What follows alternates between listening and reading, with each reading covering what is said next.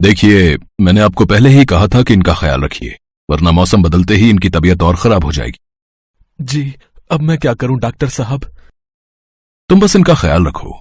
इन्हें गर्मी बर्दाश्त नहीं होती है, तो कोशिश करो कि कोई एसी या कूलर वगैरह खरीद लो। डॉक्टर इतना कहकर चला गया और वहाँ खड़ा कमल रोने लगा। कमल बहुत ही गरीब था। वो मजदूरी करता था और बड़ी मुश्किल से अपना घर चलाता था। कमल के घर में उसकी माँ के अलावा उसकी पत्नी पल्लवी रहती थी। कमल की माँ को गर्मी बिल्कुल बर्दाश्त नहीं हो पाती थी। जरा सी गर्मी बढ़ने पर उनके हाथ पैर सूजने लगते थे और पसीने की वजह से पूरे बदन पर अजीब से धब्बे बन जाते थे। ये हर बार की कहानी थी, लेकिन बढ़ती उम्र के साथ कमल की माँ की हालत अब और ज्यादा खराब होने लगी थी। बस कीजिए, आप इस तरह रोइए मत। रो नहीं तो और क्या करूं पल्लवी? क्या बताऊं डॉक्टर साहब को कि अपनी माँ के लिए एसी तो छोड़ो, एक कूलर तक खरीदने की औकात नहीं है मेरी। इसमें आपकी कोई गलती नहीं है। माँ जी के इलाज के लिए जो कर्ज लिया है उसकी किश्त भी तो आप ही भर रहे हो ना, तभी ये दिक्कत है, वरना तो। हर महीने वो किस्तें चुकाने के बाद खाने पीने के खर्च लायक भी पैसे नहीं बचते। और देखो ना, इतना कर्ज लेकर इलाज करवाने का भी कोई फायदा नहीं हुआ। आखिर में माँ की हालत तो पहले से भी खराब होती जा रही है। कमल मजबूर था, इसलिए वो अपने आंसू नहीं रोक पा रहा था। उधर उसकी पत्नी पल्लवी भी ये सब देखकर दुखी थी। कमल तो सुबह होते ही अपने काम पर चला जाता था, पर अपनी सास को गर्मी से बचाने के लिए पल्लवी सारा दिन उनके पास बैठकर उन्हें पंखा झलती रहती, ताकि उन्हें पसीना न आए और उन्हें गर्मी न लगे। पल्लवी का ऐसा प्यार देखकर उसकी सास बिमला की आंखों में आंसू आ जाते।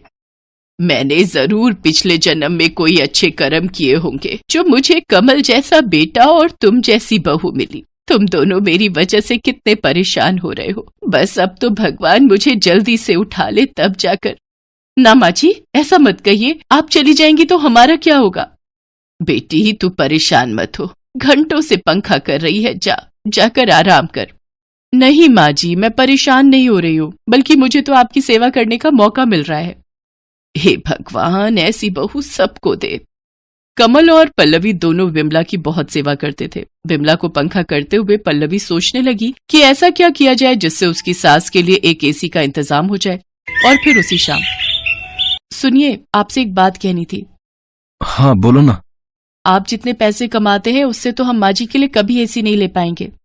हाँ तो? मैं सोच रही थी कि इस बार की सर्दियों में मैं भी कुछ काम शुरू कर दूं क्या? आपके पैसों से हम घर के खर्चे चलाएंगे और जो पैसे मुझे मिलेंगे उन्हें हम जमा करेंगे, और भगवान ने चाहा तो दोनों मिलकर अगली गर्मियों से पहले माँ जी के लिए एसी ले ही लेंगे। तुम्हारी सोच तो अच्छी है, पर माँ की सेवा, घर का काम और फिर बाहर का काम भी, तुम कैसे ये सब संभाल पाओगी? उसकी चिंता आप मत कीजिए। आप भी तो दिन रात काम करते हो ना, तो थोड़ी सी मेहनत तो मुझे भी करनी चाहिए। ठीक है, जैसा तुम ठीक समझो। किसी तरह गर्मियां बीत गई और फिर बारिश आई तो बिमला, कमल और पल्लवी ने राहत की सांस ली। जैसे जैसे गर्मी कम हुई, बिमला की तबीयत भी कुछ बेहतर होने लगी और साथ ही पल्लवी ने भी काम ढूंढना शुरू कर दिया। एक दिन पल्लवी एक बंगले पर पहुंची। कोई है क्या? जी हाँ, बताइए। भैया, मैं काम ढूंढ रही हूँ। कैसा काम? अब कैसा भी, झाड़ू बर्तन वगैरह। ओह हाँ, है ना। एक्चुअली मुझे भी एक मेड की तलाश है। तो आपने पहले कहीं काम किया है ना? नहीं, पहले तो कहीं काम नहीं किया। अच्छा, चलिए कोई बात नहीं, आप अंदर आ जाओ। पल्लवी घर के अंदर आई तो उसने देखा कि वो एक बड़ा सा हॉल था और वहाँ काफी सामान था, लेकिन सब कुछ पैक रखा हुआ था। आप कहीं जा रहे हैं क्या? नहीं, मैं तो कल ही यहाँ शिफ्ट हुआ हूँ, तो अभी तो सामान खोल कर लगा ही रहा हूँ। अच्छा, तो घर के बाकी लोग कहाँ हैं? मैं अकेला ही हूँ दीदी, मेरी जॉब लगी है यहाँ, परिवार साथ नहीं रहता। राज ने पल्लवी को दीदी कहा तो उसे बहुत अच्छा लगा। राज अकेला है ये सुनकर पल्लवी पहले तो थोड़ा झिझकी, लेकिन फिर उसके दीदी कहते ही उसे अच्छा लगा। राज ने पल्लवी को काम पर रख लिया। अब पल्लवी रोज सुबह सुबह राज के घर आती। उस वक्त तक राज सो रहा होता था। पल्लवी सबसे पहले उसे उठाती, फिर उसके लिए चाय नाश्ता बनाती और फिर पूरे घर की साफ सफाई करती, और इस काम के बदले राज पल्लवी को अच्छे पैसे भी देने लगा। फिर एक दिन, दीदी आप एक काम करो, कल मत आना। क्यों, क्या हुआ भैया? अरे आपको काम करते करते हफ्ता हो गया, तो एक छुट्टी तो बनती है ना हफ्ते में, वरना आपकी सास आपसे नाराज हो जाएंगी। नहीं होंगी भैया, मेरी सास बहुत अच्छी है, कभी मुझ पर नाराज नहीं होती। अब वैसे ठीक है, मैं कल नहीं आऊंगी। बिमला के आराम के लिए कमल और पल्लवी दिन रात मेहनत कर रहे थे। उधर पल्लवी और राज में अच्छी बनने लगी थी। वो राज का पूरा ख्याल रखती थी, बिल्कुल एक बड़ी बहन की तरह। राज भी उससे खूब बातें करता था और उसे बड़ी बहन की तरह ही सम्मान देता था। एक दिन राज ने पल्लवी से पूछा, दीदी आपके पति क्या करते हैं? मजदूरी करते हैं भैया। अच्छा, और आप कब से काम कर रही हो? नहीं भैया, आप पहले हो जिनके यहाँ मैं काम कर रही हूँ, इससे पहले कभी जरूरत ही नहीं पड़ी। तो अब ऐसी क्या मजबूरी हो गई कि आपको घर से बाहर निकलकर काम करना पड़ रहा है?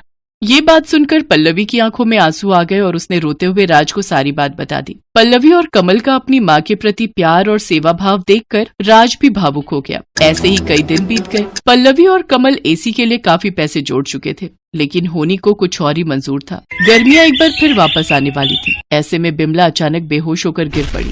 उसे दिल का दौरा पड़ा था, तो जो पैसे दोनों ने एसी के लिए कमाए थे वो सारे के सारे बिमला के इलाज पर खर्च हो गए। और फिर लगता है हम माँ जी के लिए ऐसी खरीद ही नहीं पाएंगे। हिम्मत रखो पल्लवी, ऊपर वाला हमारी परीक्षा ले रहा है। पर कब तक? 1 महीने बाद फिर गर्मी शुरू हो जाएगी और फिर माँ जी को और ज्यादा परेशानी होगी। कमल चुप था क्योंकि पल्लवी की बात सही थी। फिर अगले दिन पल्लवी राज के यहाँ काम करने गई तो उसने राज से कुछ नहीं कहा, बस चुपचाप अपना काम करती रही। ये देखकर राज समझ गया कि जरूर पल्लवी किसी परेशानी में है। राज के बार बार पूछने पर फिर पल्लवी ने उसे सारी बात बता दी। राज को भी पल्लवी की बात सुनकर बड़ा अफसोस हुआ। और फिर अगले ही दिन, दीदी वो आपसे एक बात कहनी थी। हाँ भैया बताइए ना। दीदी वो मेरी कंपनी ने मेरा प्रमोशन कर दिया है और उसके लिए मुझे दुबई भेज रहे हैं, तो मुझे अब यहाँ से जाना होगा।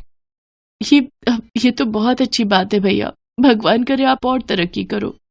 पल्लवी राज की तरक्की से खुश तो थी, लेकिन एक सच ये भी था कि राज के चले जाने से अब उसकी नौकरी भी जाने वाली थी। ये सोचकर पल्लवी और ज्यादा उदास हो गई, लेकिन फिर भी उसने राज से कुछ नहीं कहा। फिर कुछ ही दिनों के बाद, अच्छा दीदी मैं चलता हूँ, आप एक काम करो, ये कुछ पैसे रख लो। नहीं भैया, मैं ये पैसे नहीं ले सकती, मेरी पगार तो आपने पहले ही दे दी है। मैं जानता था कि आप मुझसे पैसे नहीं लेंगी। चलिए कोई बात नहीं, मैं चलता हूँ, अपना ख्याल रखना दीदी। इतना कहकर राज टैक्सी में बैठकर वहाँ से चला गया और पल्लवी भी अपने उतरे हुए चेहरे के साथ अपने घर की तरफ चल दी। गर्मियाँ शुरू हो चुकी थी और पल्लवी की सास की तबीयत फिर बिगड़ने लगी थी। लेकिन तभी कुछ ऐसा हुआ जिसकी उम्मीद पल्लवी को तो बिल्कुल नहीं थी। जी बताइए। मैडम आपका कोरियर है और ये एक चिट्ठी भी है। नहीं भैया, आपको कोई गलतफहमी हुई है। ये इतना बड़ा डिब्बा हमारा नहीं हो सकता और हमें कोई कुछ क्यों भेजेगा? नहीं मैडम, ये आपका ही है, देखिए आपके घर का ही पता लिखा है यहाँ पर। कुरियर वाले की बात सच थी। पल्लवी को कुछ समझ नहीं आ रहा था, लेकिन फिर जब उसने उस बड़े से डिब्बे को खोलकर देखा तो उसे अपनी आंखों पर विश्वास ही नहीं हुआ। उसके अंदर बिल्कुल नया एसी था जिसे राज ने उसके लिए खरीदा था। एसी के साथ मिली चिट्ठी को पढ़ते हुए पल्लवी की आंखों से लगातार आंसू बहे जा रहे थे और मन ही मन वो राज को दुआएं दे रही थी। गांव में सुमित नाम का लड़का रहता था। उसके पिता लकड़ी का सामान बनाने का काम किया करते थे, पर आजकल लकड़ी के सामानों की बिक्री बंद हो जाने के कारण सुमित एक मैकेनिक का काम करने लगा। वो बहुत ईमानदार और मेहनती था, पर उसकी आर्थिक स्थिति कुछ अच्छी नहीं थी, जिसके कारण उसकी पत्नी उसे हमेशा ताने दिया करती थी। आज विमला ने सोने के गहने खरीदे हैं और एक मेरी फूटी किस्मत। आपकी कमाई से तो हमारे रोज का खर्चा ही निकल जाए, वही बहुत है। ऐसी बातें क्यों करती हो? देखना एक दिन मैं बहुत ही अमीर बन जाऊंगा। इतनी मेहनत करूंगा कि हमारे पास किसी भी चीज की कमी ना रहे, फिर तुम्हें कार में घुमाऊंगा। मेहनत से कभी कोई कुछ हासिल कर पाया है भला? अब आपकी चिकनी चुपड़ी बातों में मैं आने वाली नहीं। जब से इस घर में मेरी शादी हुई है, मैंने तो सपने देखना ही छोड़ दिया।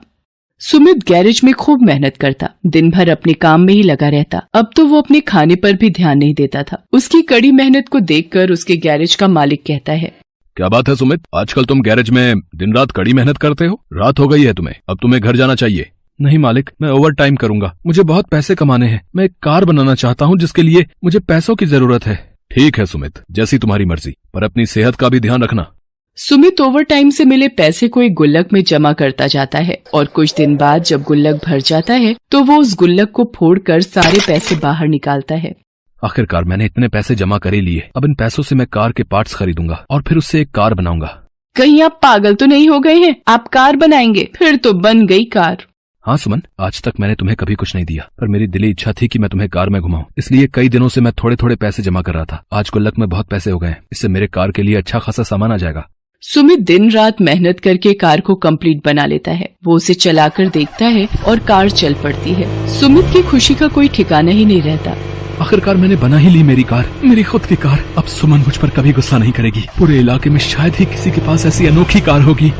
शाबाश सुमित, शाबाश। ऐसी लाजवाब कार तो हमने आज तक नहीं देखी। मुझे तुम पर गर्व है। जाओ, जल्द से जल्द ही कार अपनी पत्नी को दिखाओ। हाँ मालिक, हाँ मैं अभी जाता हूँ। सुमित गाड़ी लेकर अपने घर के लिए निकल जाता है। वो मस्ती से कार चलाता है और गाना गुनगुनाता है।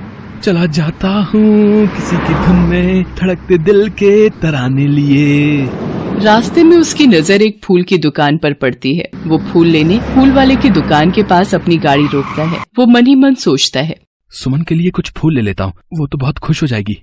गाड़ी से उतरकर वह फूल वाले से कहता है, अरे फूल वाले भैया, जरा अच्छे अच्छे लाल गुलाब दिखाना। देखिए भैया, कौन से गुलाब पैक कर दूं? हैं? सारे गुलाब ताजे हैं। ये लाल गुलाब लीजिए, भाभी खुश हो जाएंगी, बता रहा हूँ।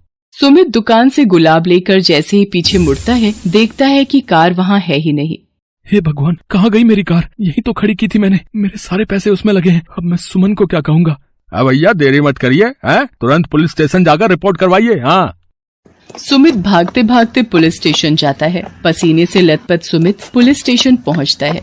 हवलदार साहब, मेरी कार चोरी हो गई है, मुझे रिपोर्ट लिखवानी है। तो जैसे फटीचर के पास कार कहाँ से आएगी? जाओ जाओ, टाइम खराब मत करो। मैं एक मैकेनिक हूँ, मैंने बनाई है कार। आप मुझे बड़े साहब से मिलवा दीजिए। मेरी सारी मेहनत की कमाई उस कार को बनाने में लगी हुई है। मेरी पत्नी को पता चला कि कार चोरी हो गई है तो वो मुझे जिंदा नहीं छोड़ेगी। इतना आसान काम नहीं है रिपोर्ट दर्ज कराना। रिपोर्ट लिखवाने के लिए पहले तुम्हें टाइपराइटर से सारी बातें लिखवा कर लानी होंगी, उसके बाद कहीं रिपोर्ट दर्ज होगी। और जहाँ तक रही बड़े साहब से मिलने की बात, तो बड़े साहब तो अभी छुट्टी पर हैं, 4 दिन बाद ही आएंगे। तुम 4 दिन बाद आओ। सुमित बहुत दुखी हो जाता है और उदास चेहरे के साथ अपने घर जाने के लिए निकल पड़ता है। रास्ते में उसकी नजर शहर से आए कुछ लोगों पर पड़ती है जो तरह तरह की कार लिए लाइन में खड़े थे। वहाँ जोर जोर से अनाउंसमेंट हो रही थी, कार रेस जीतिए और पाए 10 लाख रुपए नकद इनाम। अगर मेरे पास मेरी कार होती तो आज मैं जीत जाता, पर शायद मेरी किस्मत में ऐसा नहीं लिखा है। सुमित घर पहुंचता है और सारी बात सुमन को बताते हुए कहता है, मुझे माफ कर दो सुमन, शायद मेरी किस्मत में खुशियां हैं ही नहीं और मैं तुम्हें भी खुशी नहीं दे पा रहा। इतने दिनों से दिन रात मेहनत करके मैंने पाई जोड़ी और कार बनाई और वो कार चोरी हो गई। तुम्हारी सहेलियों के पति तो उन्हें क्या क्या तोहफे देते हैं, मैं तो तुम्हें कुछ भी नहीं दे पाया। मैं किसी काम का नहीं हूँ। क्यों जी, मैं आप पर गुस्सा करती हूँ तो आपने तो मुझे बिल्कुल बेगैरत ही समझ लिया। आपने इतनी मेहनत करके मेरे लिए कार बनाई। इतनी किस्मत वाली मेरी कोई सहेली हो सकती है भला? माना अब आपके पास पैसे नहीं बचे, पर कला तो आपके हाथों में है। इस कला का मैं क्या करूँगा? अगर आज मेरी कार रहती तो मैं कार रेस में हिस्सा लेकर 10 लाख रुपए जीत जाता। मेरे पास एक आइडिया है। आपको तो लकड़ी का काम पहले से ही आता है, क्यों ना आप एक लकड़ी की कार बनाएं और उस कार से रेस में हिस्सा लें। उस रेस में तो लोग इतनी महंगी महंगी गाड़ियां लेकर रेस करने आए हैं और मैं लकड़ी की कार से कैसे रेस जीतूंगा? गाड़ी तो इंजन से चलती है ना, उसकी बॉडी अब लोहे की हो या लकड़ी की क्या फर्क पड़ता है। मैं अभी बाबूजी का कमरा खोलती हूँ, उसमें बहुत सारी लकड़ी रखी हुई है। सुमित अपने बाबूजी का कमरा खोलता है जिसमें लकड़ी की मोटी मोटी लट्ठें रखी होती हैं। सुमित आरी उठाता है और लकड़ियों को काटना शुरू करता है। वो दिन रात मेहनत करके हूबहू वैसी ही कार बना लेता है जैसी कार उसकी चोरी हुई थी। सुमित बड़ी चालाकी से इस कार के इंजन में एक सिलेंडर लगा देता है जिससे बटन दबाते ही कार हवा से भी तेज चल सकती थी। देखा जी, मैंने कहा था ना आप कार बना लेंगे, मुझे आप पर पूरा भरोसा है। अब आएगा मजा, तुम देखना। अब मेरी कार की स्पीड का कोई मुकाबला नहीं कर पाएगा सुमन। ये सब तुम्हारे विश्वास के कारण ही हो पाया है। अब आप देर मत करिए, जल्द से जल्द कार रेस में जाइए, कहीं ऐसा ना हो कि वहाँ रेस शुरू हो जाए। सुमित अपनी लकड़ी की कार लिए रेस में जाता है। उसकी लकड़ी की कार को देखकर वहाँ बाकी लोग हंसते हुए कहते हैं, कैसा बेवकूफ आदमी है, लकड़ी की कार लेकर कार रेस में आया है। छोड़िए जी, क्यों इनकी बातों पर ध्यान देते हैं। आप अपना मनोबल टूटने मत दीजिए, हम तो इसी कार से जीतेंगे। बड़ी हिम्मत कर सुमित खड़ा हो जाता है। सब लोग उसकी तरफ देखकर उसका मजाक बना रहे होते हैं। वो बहुत शर्मिंदगी महसूस करता है और उसका मनोबल टूटने लगता है। जैसे ही रेस स्टार्ट होती है, सारे लोग सुमित से आगे निकल जाते हैं। अरे ये क्या, सिलेंडर का बटन काम क्यों नहीं कर रहा? अरे चालू हो जा मेरी कार, मेरी इज्जत तेरे हाथ में है। लगभग रेस खत्म ही होने वाली होती है और सुमित सबसे पीछे छूट जाता है। आपको जीतना ही होगा सुमित जी, आपको आज सब लोगों को साबित करना है कि आप कितने काबिल हैं। किस्मत बार बार मौका नहीं देती।